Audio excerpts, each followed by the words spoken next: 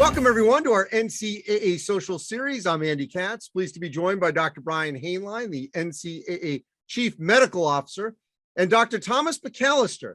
He is the chair of the Department of Psychiatry at the Indiana University School of Medicine. We're going to talk about concussions here during this session of our social series. There was the NCAA-DOD, that's the Department of Defense, Grand Alliance Concussion Conference. It was the 5th time this was held. And Dr. Hainline, I will start with you, and then Dr. McAllister, if you can piggyback off of what were the major takeaways at this latest conference? Well, thanks, Andy, and thanks, Tom, for joining as well. So this is the 5th time we've come together with the Department of Defense, and the primary purpose of this annual conference is just to give updates on what's sort of emerging evidence from the NCAA Department of Defense Care Consortium. So I'll just give a very broad overview, and then I'll ask Tom to become a bit more granular. But, you know, we were providing updates on everything from the expected time of recovery from concussion. Now that has shifted dramatically just over the past several years compared to what we were doing even a couple of decades ago, on emerging biomarkers. So things like brain MRI studies, or taking blood tests and having those blood tests possibly be predictive about the prognosis for concussion. Or really looking at very particular things, such as what happens on the football field in the preseason and what you can do about policy changes regarding that. So it really was just looking at the new emerging evidence and having an opportunity to present that, especially to the NCAA membership. So there were, I think, close to 800 physicians and athletic trainers who were in attendance. It was a virtual conference, and I think it was the best one we've done yet. Brian, I can't disagree with anything you said. I think having been in from the beginning with this project with you, it's just, I think one of the biggest take-home messages for me was this is our 5th conference, and it's really at a point now where a lot of the hard work over the last 7 or 8 years has begun to pay off with some of the results that we're beginning to see. You know, you start out with these projects with this grandiose vision of what you want to learn from the study and so forth, and then you get down into the weeds of trying to make it happen and all the different challenges that you encounter. But I think as a group, the study has progressed to a point where we're beginning to see some of the fruits of our labors, and some of the payoff for all the student athletes who have volunteered their time and their effort to be part of the study. We're enormously appreciative of it. All right, so Dr. McAllister, you teased it. What'd you learn?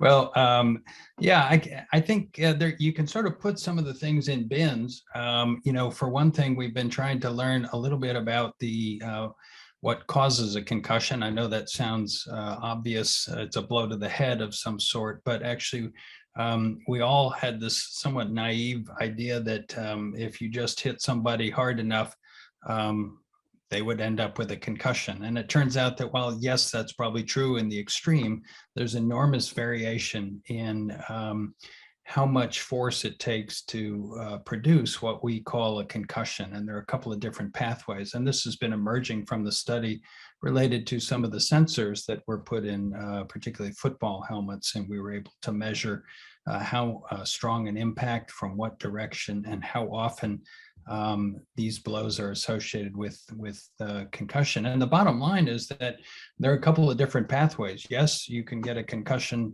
from a single large blow to the head, but it also appears from some of the emerging data that you could get a somewhat moderate blow. I wouldn't describe it as a light blow, but one that is not generally as high as we used to think caused a concussion, and still end up with the same result clinically if you've had a lot of blows to the head in the preceding days or weeks. So in other words, this notion that you're almost priming the brain, if you will, to become more sensitive to blows as you go along. But it's even more complicated. I won't get into the big weeds, but the other idea is that different heads different brains seem to have different sensitivities to developing a concussion. So this idea that there are individualized thresholds for what kind of blow it takes to give you, Andy, a concussion, or me a concussion. And this is actually not all that surprising if you think back to the days of boxing, where a lot of the times that was the first sport that was recognized to have some issues with repetitive head impacts, and people used to talk about this guy has a glass jaw, or this guy goes down more easily than the other guy. It's this idea that we all bring to our activities a different threshold for injury, and it's not unique to the brain. That's true of other parts of the body as well. But I think we now have some of the evidence emerging in this regard. So that's one, Ben. Well, one thing that I love about this study is there's no way that this could happen with these two groups, football and military academies, or the military in general, 10 years ago, 20 years ago. But here in the 2020s, the mid 2020s, we've got these two groups that for decades had this perception, this mythology of, oh, the tough guy, you get knocked in the head, you're out in the field as a soldier, shake it off, keep going. Both fields basically were willing to reevaluate what is going on with head injuries. If you could both speak to the fact that, these two entities that finally came around to saying, you know what, we really need to look at this for the long term, for the greater good of our product, of the health of our player, of our soldier, to make sure we're doing the right things. And Dr. McAllister, if you can speak to this first, and then Dr. Hainline. You're probably going to be sorry that you asked me to address this, man. This is a subject close to my heart. I mean, I think in some ways, the association that comes to mind is that it was only Nixon who could open up China. I mean, you needed people who really were above reproach, if you will, for being weak or being susceptible to this or that. So I think you're right that our military personnel and how they came to the fore in the conflicts in Iraq and Afghanistan, and how that highlighted the special problems related to brain injury, particularly the milder quote unquote side of injury. And then football players, the stereotype being what you described. But then you add in this notion that because these two parties did come together, we are learning about brain injury in general. So it's not just in football players, it's not just in military personnel, but almost, well, let's see, 40%-ish or so of our participants are women. We have representatives from all sports. So this idea that we're being able to expand our knowledge about concussion to way beyond male football players or male military personnel, I think is one of the most exciting things for us as investigators. Brian? Yeah, and to that latter point, and then I'll get in a little bit to the history. Prior to this study, about 95% of the world literature, the concussion literature, was about men or males. And so we have just completely opened up our understanding to female concussions. And most of the literature prior to this study was in ice hockey and American football. And we're studying all 24 sports and all of the activities of our cadets. So that's really key. I think it's really interesting, Andy, before this study was done, there was all this new emerging information about concussion, and there was a great deal of fear because there were these case reports coming out for the first time in the early 2000s that, a concussion can lead to chronic traumatic encephalopathy. And so that certainly shook everyone up. And then we really started looking at the literature, and it's very interesting because in the early 1900s, a concussion was really equivalent to what we would call today a severe traumatic brain injury. It was a brain hemorrhage or a skull fracture or bruising of the brain. And that definition, kept up even going into the 1950s and 60s. And then, you have this other new sort of way of looking at concussion where it was just considered sort of a ding to the head or something like that, something that was not considered that serious. I mean, that's how the medical literature was treating it. And so we really realized when this study started, and we started talking seriously about it in 2013, that we have to come up with a better definition of concussion. We don't have any objective way of defining concussion.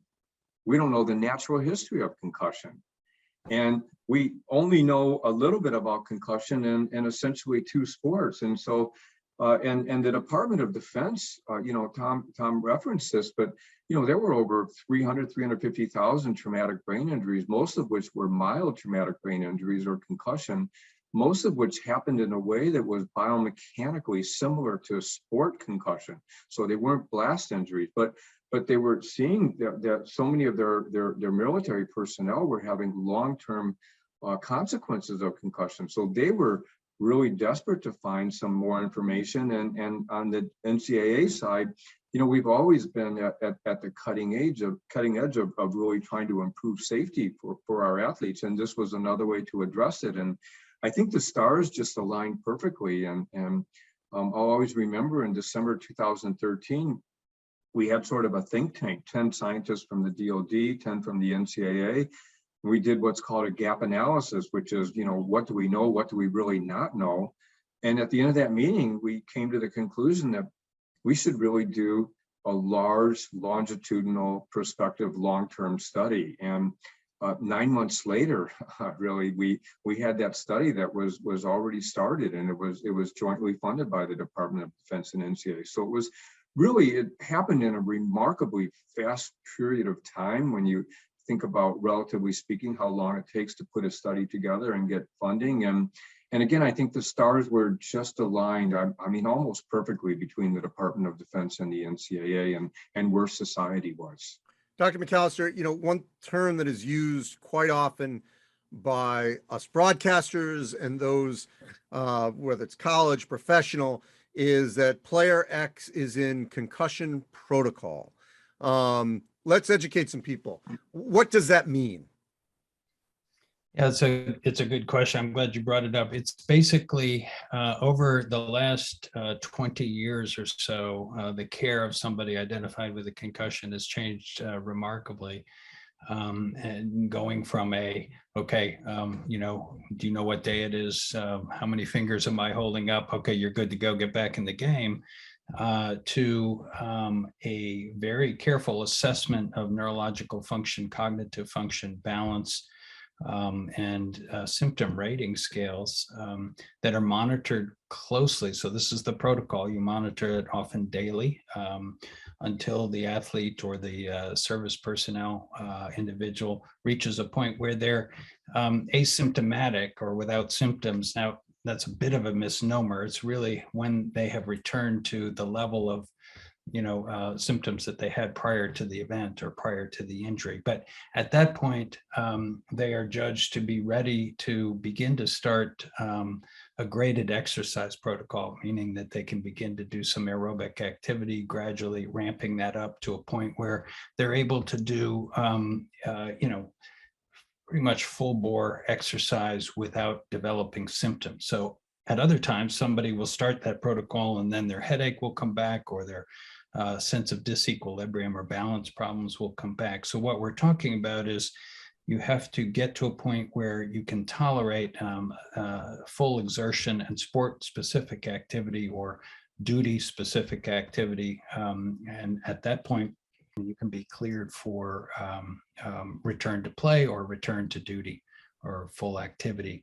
And altogether, that takes usually about a week on the clearing up of symptoms, and then it takes typically a week or so for the graded exercise protocol to progress through those steps.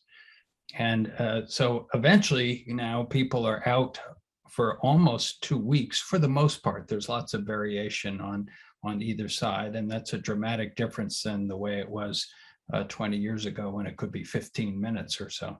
But what are the chances, Brian, that you could be physically ready, but there could be another aspect of your life, especially as a student athlete, where you're not ready? For example, let's say you can handle the balance issue and the aerobic activity, but you know what? Reading still is a problem for you.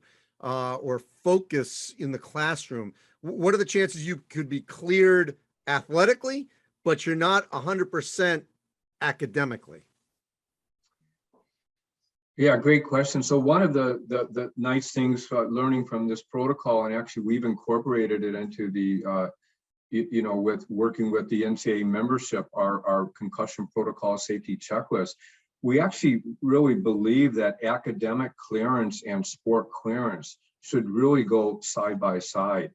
And what we've discovered is that there are these different sort of clinical domains or clinical presentations with concussion, and it's an inexact science, but it's a nice clinical way of sort of helping to guide rehabilitation. So, for example, some people may have what we call vestibular symptoms, meaning they become, very easily dizzy when they do certain activities. Other people have what we call ocular motor or ophthalmologic symptoms. So they can't become cross-eyed when they read. And so that's a perfect example. If that's still existing, anytime something comes close to your face, you can get a headache or you can get dizzy because your eyes aren't working properly. Other people can develop sleep problems or mental health symptoms such as anxiety or depression. And so all of these things can actually manifest as what we call persistent symptoms. And in the ideal world, you're returning to academics and sport together. We actually, in our protocols, we say academics comes first and then comes sport. But to your point, Andy, if someone has those kinds of symptoms, it's not just saying, well, you need to rest more or recover more. What we're really saying now is we need to actively define why someone is manifesting that way and then target those symptoms in a very particular rehabilitation protocol. So it may be a protocol where you're working on eye movements, or where you're working on vestibular dysfunction, or where you're addressing anxiety or depression. And the other thing we've learned is that you can continue to exercise in an aerobic manner. So, like on a treadmill, long distance, something like that.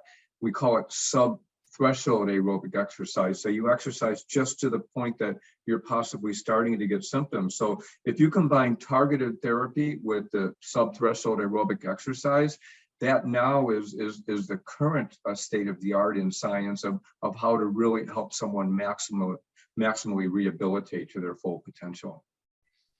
Do you want to chime in here, Dr. McAllister?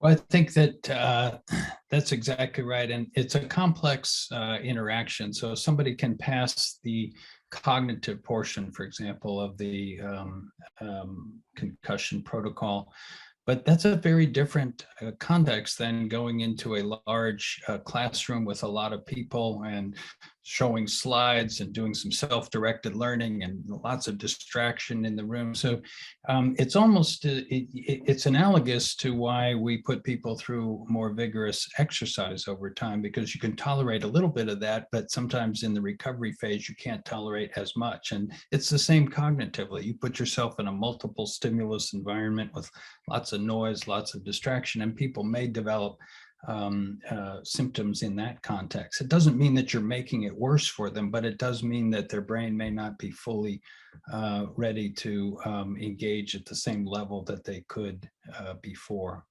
And I think if I could just pick up with on something Brian said, I think what we've learned from the study, pulling it back here, is that the variation in recovery, what we call typical recovery, is enormous. So the lore, based in part on earlier studies, was that, well, you ought to have symptoms and they ought to be pretty much gone after a concussion within a week.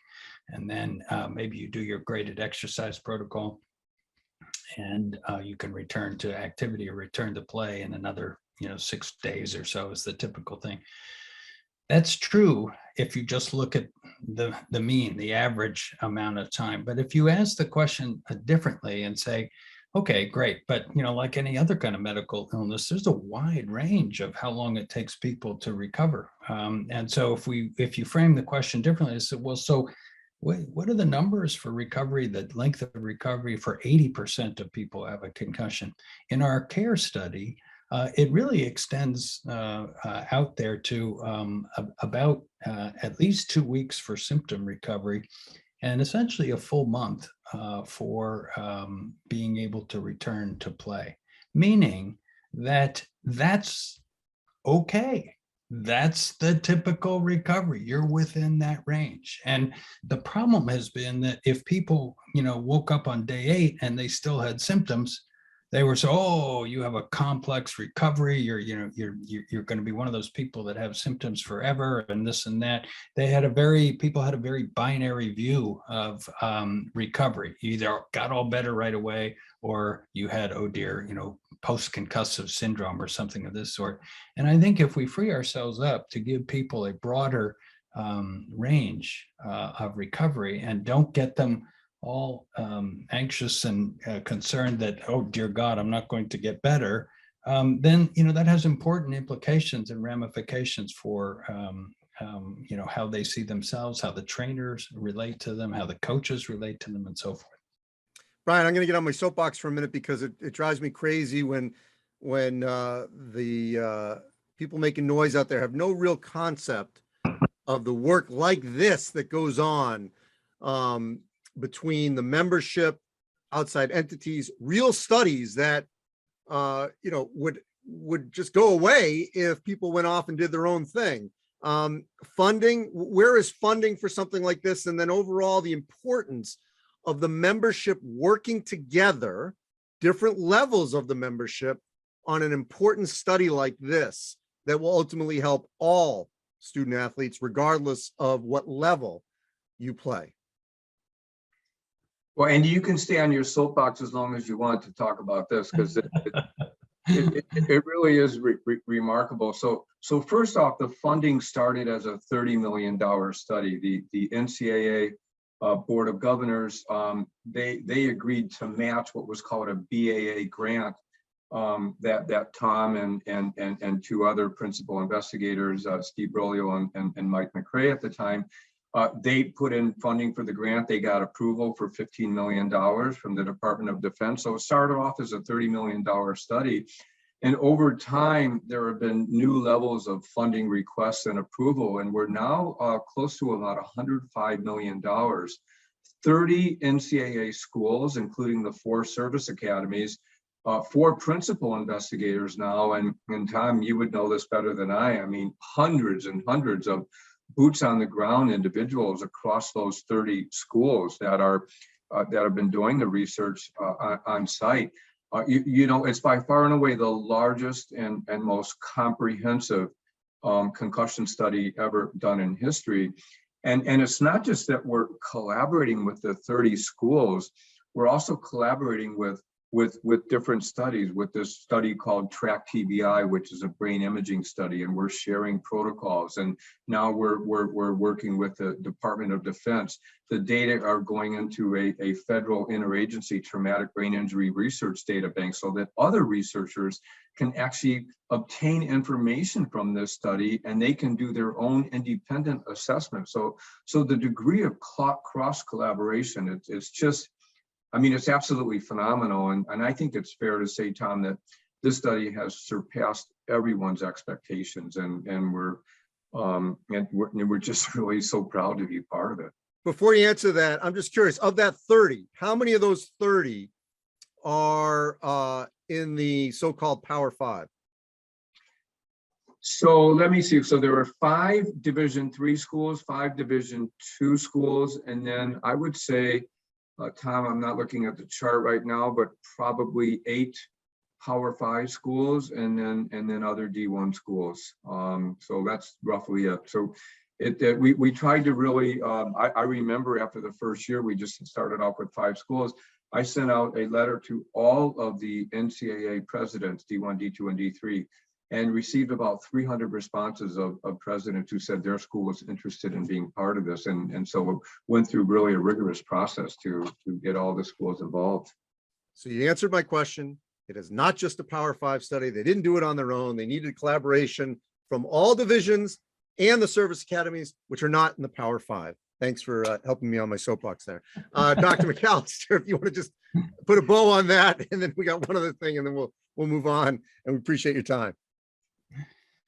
Yeah, I think we're just just delighted at how it has turned out. I think we had set targets for the number of people with concussion that we expected to study and the number of people to be enrolled and so forth. And we blew by that early on in the study. So at this point in time, there's north of 55,000 student athletes who have enrolled in the study, and more than 5,000 individuals who sustained a diagnosed concussion during the study that we have collected data on. And then I think what that did was position us to move into the second phase of the study, which is to say, okay, so the emphasis has been on the acute injury, what happens in the first days, weeks, and up to 6 months after injury. And then we moved into what we call Care 2.0, which took a look at, well, what happens cumulatively over the course of about 4 years while people, so we added another time point and then went beyond that and began to assess people after they had graduated from service academies or from civilian universities, and have them report on various aspects of their brain health and overall health and life status. So, and now we're embarking on the third phase, which is to bring people in up to 10 years or so after graduation to begin to explore this question about are there long-term effects of concussion and or repetitive head impact exposure? And if so, what do they look like? Who gets them? What could we do to mitigate them and so forth? All right, so last word to you, Dr. Hainline. We obviously have seen changes in equipment over the last couple of years, certainly in the football helmet, but not just in football. I know in soccer, you know, sometimes, at least at the youth level, they'll sometimes wear the headband, you know, for headers and things of that nature. How soon before we're going to see something tangible for the college student athlete that would be an offshoot from this study, whether it's behavioral, practice, you know, I know we've seen different things with targeting, but things that still certainly could come off of this study that we'll see on the ground? Well, I think we've seen it already, Andy. So, and let's just take what Tom was talking about, the normative data that it takes up to a month to recover. That behavioral pattern started shifting, and we really believe that this study was a huge influence on that. Plus a corollary study from working with the Department of Defense on how to change the culture of concussion safety. And so just the idea now that everyone was starting to report concussion, and one of the outcomes of this study is that if you report and start obtaining management for concussion immediately compared to not reporting or not receiving management for a few days, you actually will recover fully from concussion much sooner. So that's a game changer right there. I mean, you're looking at your buddy who might be hiding a concussion saying, hey, you know, you're just not hurting yourself. You're hurting the whole team. You're going to be out longer. The other thing is, you know, we looked in a granular way at football practice and found some real discrepancies in the preseason versus the regular season. There was a big paper study that was published this spring. And as a result of that, really in record time at the Division I level, they changed the entire way the preseason is structured. And it was directly correlated to this study, and the membership banned certain drills that were thought to be probably, you know, not necessary and could increase the likelihood of concussion and unnecessary head impacts. And then I think one of the most important things, and Tom kind of referenced this about individual susceptibility, we saw again in a football study, you could have the same position, say offensive tight end, and two people that are playing the same position may have a very, very different profile in terms of concussion and head impact.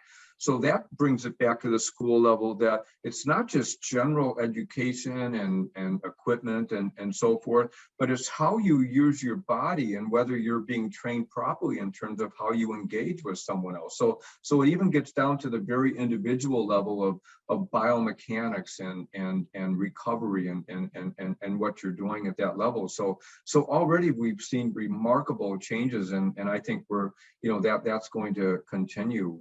Really, I think think we'll get better with that, and it's not ready for prime time, but we'll also have different sort of diagnostic markers that are available right at the sideline that will enhance, not replace, some of the other sorts of markers that we have, in terms of balance assessment, cognition, and so forth. So yeah, it's been great already, and more changes to come. And I will say this, as someone who is on air, I think more broadcasters, regardless of what a coach or an athletic trainer say, should not put a timetable on a return to play. If someone is out with concussion protocols, I know I just say they're out with concussion protocols, TBD on when they determine when they're coming back. Because if you put that date out there, more than likely you're going to be disappointed and suddenly think something else is wrong because they didn't return by game X because you thought they'd be only out a week or 2 weeks. And as you said, Dr. McAllister, there is no two concussions that are alike and no two returns that certainly could be the exact time. So that's another thing I think we need to do a better job of in the public space in broadcasting, of not give a return to play an exact date when they're in concussion protocols. Appreciate both your time, Dr. Brian Hainline, NCAA Chief Medical Officer, as always, a regular guest here on our social series, and Dr. Thomas McAllister. He's the chair of the Department of Psychiatry at Indiana University School of Medicine. As always, you can go to ncaa.org/social series, where you can find all our social series, all 100 plus of them, archived right there on the site. Thanks for watching, everyone.